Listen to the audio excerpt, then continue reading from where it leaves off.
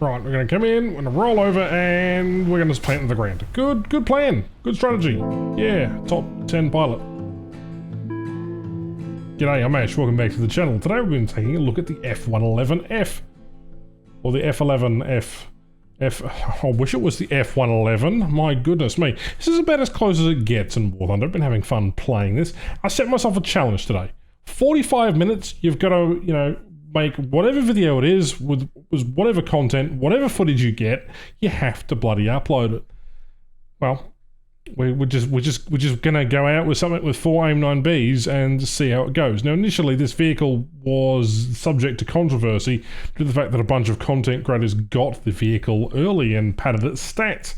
Gaijin then nerfed the living daylights out of this thing in terms of repair costs, and the community then threw an uproar.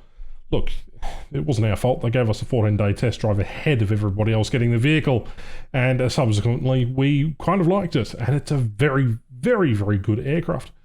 You can also get this Blue Angel skin, which was a fascinating thing. I don't have it. I really want it, but it is, well, quite expensive on the old Steam-O marketplace here. Let's just see how much it costs. I think it's like, what was it? $15? Yeah, see, $12, maybe $15. Look, I'm not going to buy that. I'm actually just going to keep going and pretend like the skin doesn't exist. But I would like it eventually. And you can support me by basically buying my decal and getting 3% off anything in War Thunder. And a huge thanks to everyone who actually wished me a happy birthday over in my Discord and various other things. I had a great day last Friday, and now that it's Monday, depression is back in because, well, I thought I'd check out a unique vehicle from 2020 and reminisce on the times of old. Yeah, New Power was an update which had so many premiums on various vehicles that when we got the F11, it's, well, I didn't really like it at first, but this thing's growing on me, especially when you're blaring music away and just chillaxing and just flying around aimlessly. We're going to see how we do, and from there, we're going to just basically chill out. So, let me go over some gameplay, because, again, I'm not no deafened, I'm not a Spitfire, I don't exactly, well, have the best gameplay, but you'll be able to learn something from at least the clips that I show you today. Anyway, taking off, we've already activated the afterburner, and we're going, basically this thing's just climbing speed. I like climbing in this machine, tends to do fairly well with an afterburner. It is a weaker afterburner than I expected, but its performance is quite good anyway. You just chuck in a little bit of dive and gain speed. As for the first match of the play time, I've only got 45 minutes left after this kind of match. So, we're probably going to squeeze in about 3 matches. Anyhow, a couple of MiG-21s, Yak-38, Yak-23. You don't see Yak-23s too often. Those are quite a challenging little aircraft. And so, we're going to fly towards the Yak-23, or maybe we'll double back. I don't know. It really depends on what's going on. F-1F is already engaging Yak-38. And generally, it's just advised that you just chill out and, well, pick your targets wisely. As for the F111, it's a rank 6, Battering 9.0 in all game modes.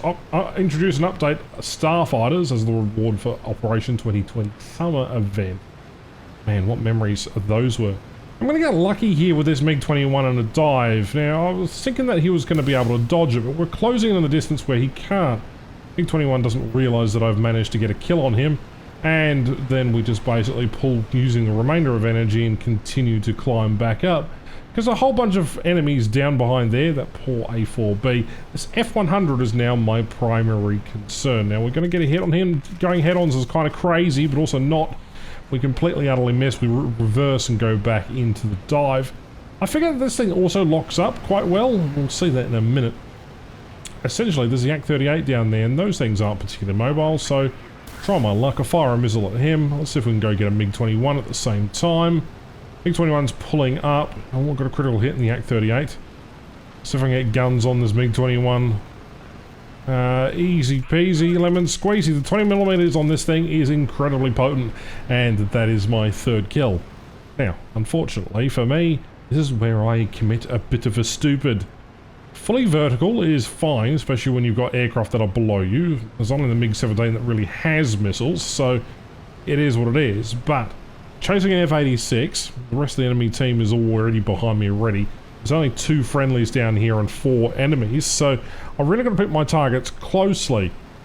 And I have a bit of a moment, because this thing, while it is great, when you go past a certain speed, you do lock up, and rolling and inverting, and then also not realizing that you can't pull up is one thing or another, like I'm about to present to you right here. Yeah, the elevators aren't exactly the greatest.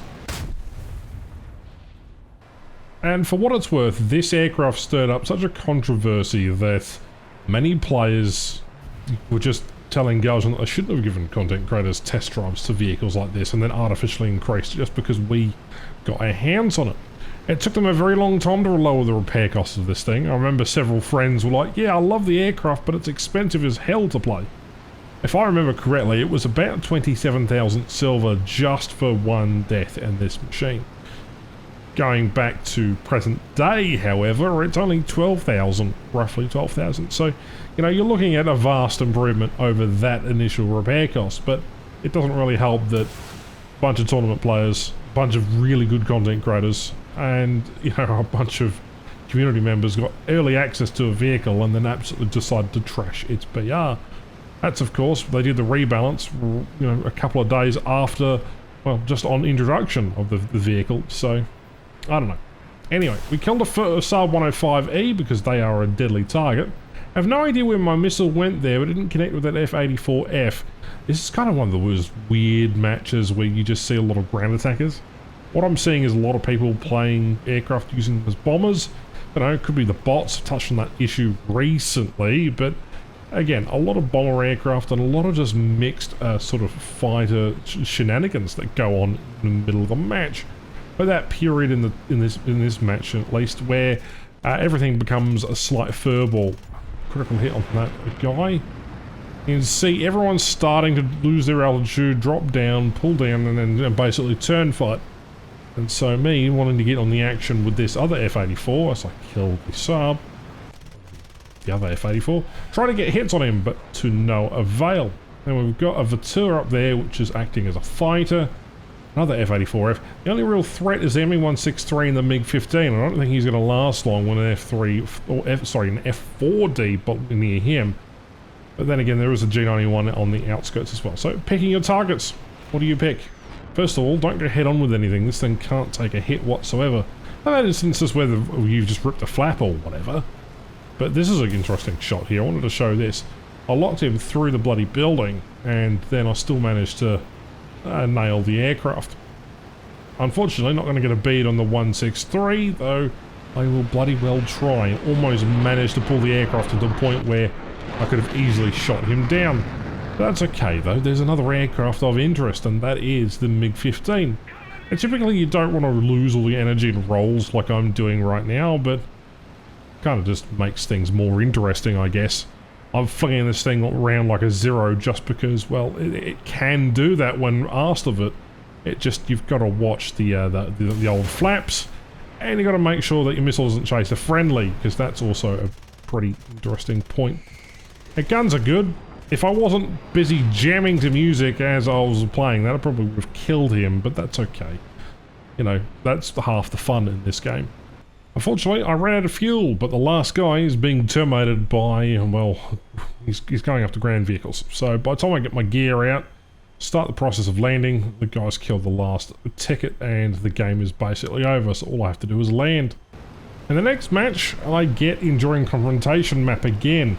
Paying a slightly higher fuel cost, this machine just doesn't really play up. I kind of had a bit of a mixed intuition there. I could have easily killed that guy. Anyway, we're now late match and there is the Mystere. I'm sort of panicking here because I'm alt-tabbing all the time, actually trying to chat to a lady friend. And, well, goodbye that Mystere. F-86 behind me is going to die due to the friendly also being nearby, and as I start to turn, he's dead, and the last aircraft is now IL-28.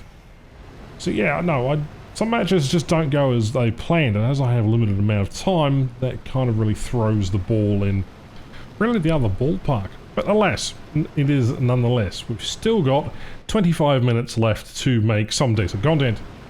This happens to be the only match that I was recognised in. Everyone was like, hey Yash, there's a F111 or F11 video coming out. stop spoiling things. This T2 was absolutely clueless, and it's the only kill I got out of the match because, fun fact, the whole entire team was that effective. We wiped them out in under 5 minutes. So it was a good match, but only got 1 kill. Moving on to one of the last matches of the day. In fact, it is the last match. Missed a J29. You don't see many of those vehicles running around. There's a J91 that wants to come play. I'm after that Milan. The Milan is the most dangerous potential fighter there. Fortunately, the A4 gets absolutely beaten, but because I'm at a higher altitude, I've got a little bit of time to really see if my missile will hit. Now, I'm being lucky with this. Hopefully that's going to hit. He's absolutely destroyed. Now, the G91 does want to come in for some fun. I'll try and get the old Dakar on him, but I don't necessarily get the shot. If I had played this game for a little bit longer and actually, you know, dedicated some more time to playing this fighter, maybe I'd get better at the guns.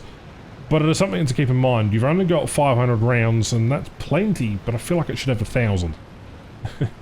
Americans love their round numbers, and I think 1,000 rounds would be basically the best thing since sliced bread. Anyway, G91's going to get absolutely beaten by this missile as well. Okay, cool. Yeah, we know the missiles work. And pulling up and just wiggling around is keeping my aircraft on a stable point. I don't know why I do this. I'm losing a lot of energy, losing a lot of speed, but I find it fun.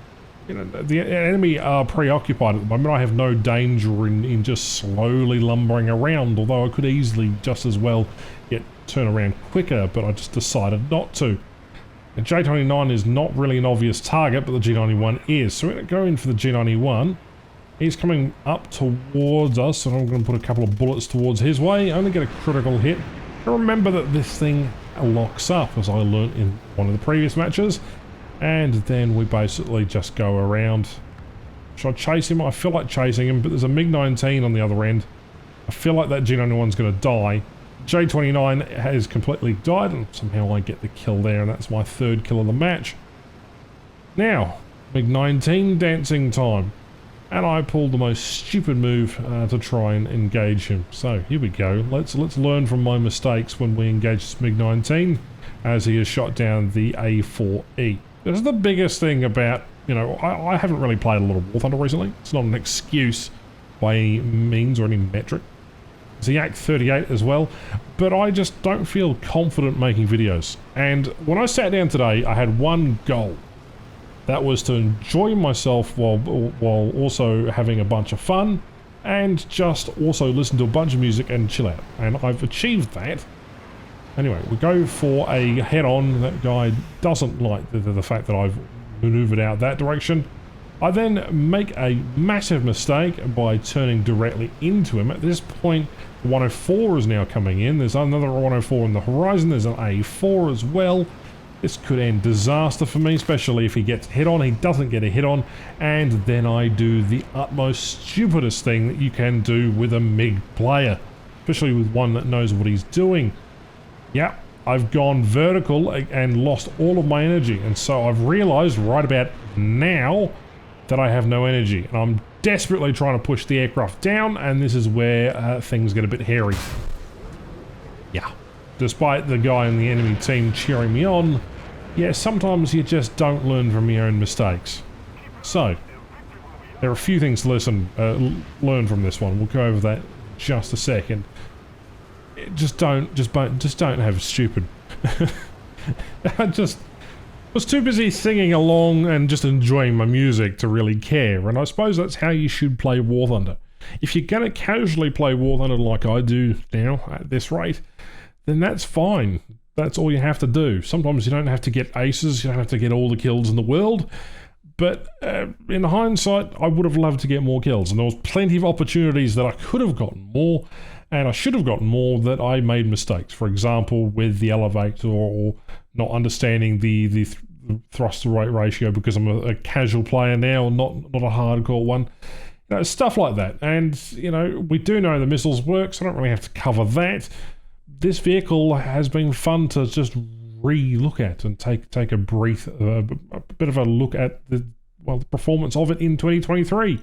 It's always been a good vehicle. I just haven't really known how to fly it. I still don't know how to fly it, It's just one of those things. It's not for everyone, and not everybody flies the same way. And I tend to fly in a specific, very, very specific way, which is just basically fling my mouse everywhere. So, which is not, it's not good when you're energy fighting.